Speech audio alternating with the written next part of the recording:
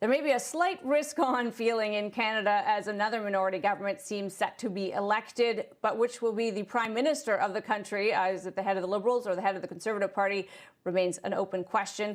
Bloomberg News Ottawa Bureau Chief Theo Argitis is now with us for the latest. Theo?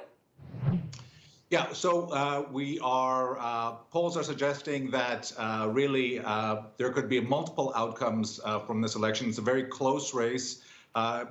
From a popular vote point of view, the two main parties, the Liberals and the Conservatives, are neck and neck in the low 30s. But most pollsters believe that Justin Trudeau, based on these public opinion polls, will get a plurality of seats, but fall short of a majority, which is really the status quo right now. He had a minority, he was running a minority government, which means that he governed but needed the support of minor, smaller parties to pass legislation. He called an election last month, hoping to be able to parlay strong marks that he has been receiving from the public for his handling of the pandemic into a majority, but it appears that that's not going to happen. Of course, we know pollsters have been wrong in the past, and you can't rule out any scenario, whether that's a Liberal majority to a Conservative victory. But right now, based on the polls, it looks like Prime Minister Justin Trudeau will win a third term, but fail to get his majority government that he was seeking when he called the election last month. Theo, to me, one of the most interesting issues has been foreign buyers of Canadian housing, because the prices have soared so dramatically.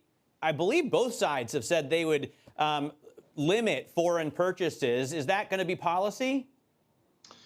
Well, housing is a very big issue. It's probably the #1 source of anxiety for many Canadians. Certainly Canadians who are not home buyers or younger families. You look at cities, the prices of homes in cities like Vancouver, Toronto, and Montreal. They really are becoming unaffordable for young families. Everyone seems to have a proposal for that, but there are no real easy solutions. In fact, the proposals that most parties have to solve this problem will only possibly fuel the problem, because they're trying to make it easier for first-time home buyers to get into the market.